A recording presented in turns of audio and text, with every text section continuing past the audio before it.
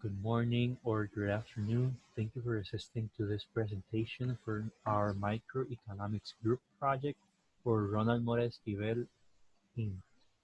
Right now, we will be myself, Josué Acuña Mora, next to my colleagues Jorge Vásquez Michelle Jiménez Ramirez, and Maria Jose Navarro. We'll tell you about the analysis and the recapitulated information for some articles in the news that we have found interesting on the microeconomics level.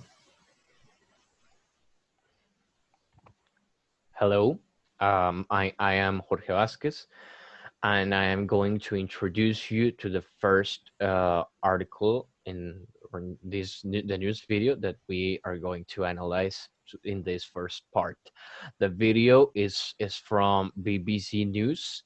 It is a video that was released back in May the 1st of this same year. And it is a pretty interesting video due to the fact that it was released prior the quarantine.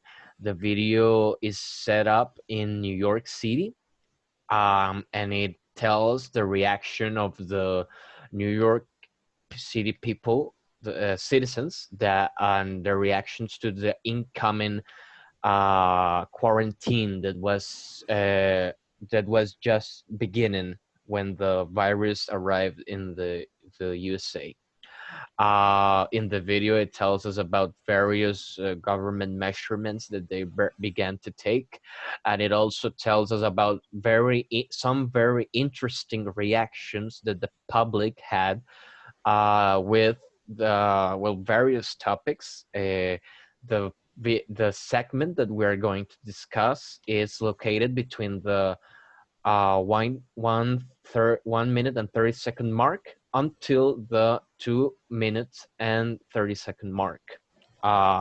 In this section of the video, the news anchor tells us about something really strange going on in the markets, in the food markets, where there are crowds of people lining up outside the supermarket, ready to buy each of their respective groceries. It is pretty interesting because it says basically that from one day to the other, suddenly there were crowds and hordes of people just lining up, filling up the markets, ready to buy each of their favorite groceries or some of the basic groceries that were needed and available at the time. And now Josué is going to tell us about some of our subjects that we need to understand in order for us to properly analyze why this is happening. So, Josué? Thank you for the brief resume about the video and the news that we're covering. So now, what does this mean on a market level for the microeconomics? Okay, so here are two things that are happening. First of all, in this segment of the video, they talk about the grocery market exploding in some way and the demand curve is rising. So actually the curve shifts to the right. In this way, this means because of all the lines and everything, there's a high demand. And due to the whole pandemic, that has just affected the quantity that has been sold and everything else regarding to the demand for the grocery market. As well as that, there's also a change in the supply curve for the job market. The video in this segment also speaks about the change in unemployment for the US citizens and how has this affected on a microeconomic level. Okay, for instance, in the right picture, in the right graph, we can see that it has shifted to the left. The supply curve has shifted and we can evidence it where there has been unemployment and lots of people have been signing for help from the government. And the job market right now is not in a very good place. So right here we have two different effects, one for the demand curve for the grocery market and the other for the supply curve for the job market. And now, next to Jorge, we will be analyzing in a more deep level of what this means and the why is this happening. Thank you, Josué. Right now, we're going to jump into the analysis. Josué was talking about the shifting demand curve. And this shift in demand curve has a very particular reason for it to happen. It tells us that it only occurs when there is a change around the environment of the market. This can vary a lot, but in order for us to analyze properly what was going on in the video, we need to understand this, because the change that was going on at the time that the news aired was the incoming pandemic. And this brought a change in the expectative of the customers of the market. What does this mean? It meant that not there were no, no not there was not an increase on the price of the normal goods. There was not or there was not a more rise on the interest of of the inferior goods, but the people were actually that went to the markets were actually expecting an income downfall.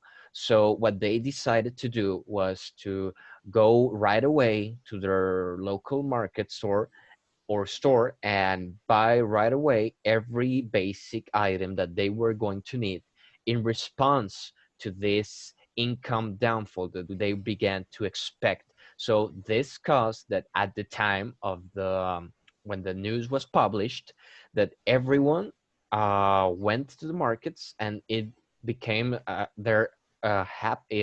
sudden change to sudden shift to the right in the market of the demand curve occurred. So this was the reason for them to storm the grocery stores and buy everything and hoard around the supermarkets, because there was a change in their expectations, and they were expecting a serious income downfall. Okay, thank you very much, Jorge.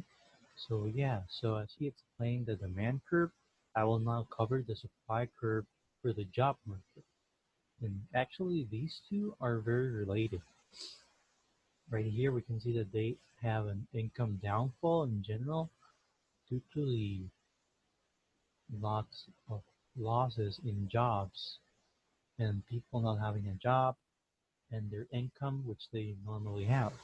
So what this produces in this type, we can evidence it in the two blocks of lines and other things that got presented.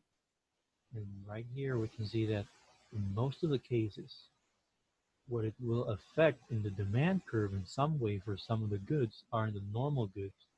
Due to the downfall of the income in the customers, they will no longer want to search for the normal goods or the luxury goods. So actually, they are having these big lines and everything for the basic and inferior goods are actually the grocery food, which they need and want to have. As well, as Jorge said, there's a change in expectations in the market, as well as there's a very huge uncertainty on a long-term, mid-term, and in any way.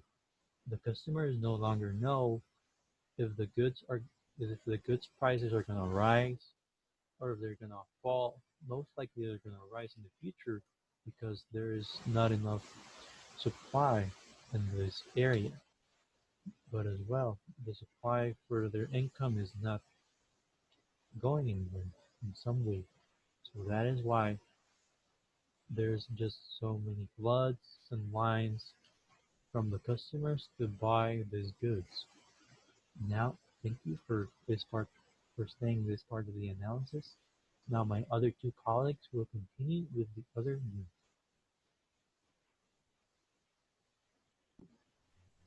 Well, this is the, oh, well, I am Michelle Jiménez, and I'm going to talk about a little bit the second one video. Uh, the title of this is Overseas Demand for PH Cavendish Bananas Grows 15% amid COVID-19 pandemic. Well, this video takes 12 minutes, around 12 minutes, and the video talks about the increase of demand for bananas because people want to have a stable health in case that they get COVID-19. The market preference have leaned towards products with high vitamin indexes. It also mentions the difficulties that Philippines has in the production and marketing uh, bananas due to competition with other international producers, producers, especially with Latin America, and the high tax that bananas have in the Philippines. Next.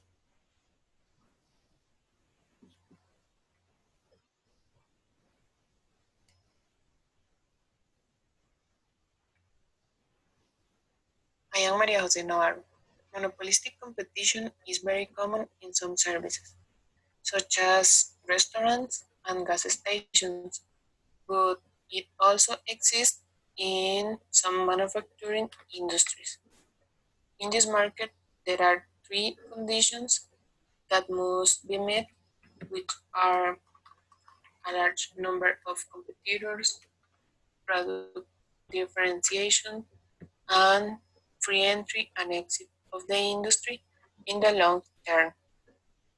It is also said that this type of market, each producer has a certain power to set the price of their differentiated product to a certain extent. Next. Well, now um, my colleague Maria Jose and me, we will talk about the comparative analysis um, about this video. Well, first first the banana producing industries enter the monopolistic competition market. Well, this um, there are there are a lot of bananas producers around the world. For example, in Latin America and in Vietnam. In this case, Philippines um is not the most it's not the principal producer, but is part of the the group. Um, banana production, as as I mentioned, is also in other countries, and it can be seen that bananas can be considered as a close substitute. Why? Because banana is a differentiated product as a close substitute in the market. Although banana can be seen, it can be considered a close substitute, but it's different in style. It may be for size, color, or other visible physical characteristics. And the last characteristic of the monopolistic competition market is that it has free entry and exit in the long term. Next, please. As mentioned, in this market, each producer can set the price of their differentiated product to a certain extent. In this case, the author of the video expresses that the Philippines is having a disadvantage with the tariff since they have 30%, and the Central American countries, particularly Costa Rica, Nicaragua, Honduras, and Panama, have a rate of 0%, and Colombia is added to these countries with a rate of 0%. In addition, there is Vietnam, which has a rate of 6%, and which, according to the author of the video, next year will be 0%. Then, based on this, it can be determined that the producers are not price accepting, since in the certain weight each producer varies his price according to the tariff rates that he must cover.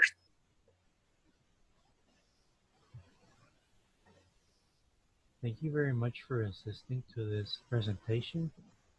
Me, Josué Acuña, and my colleagues are very happy that you stayed until the end. Thank you very much.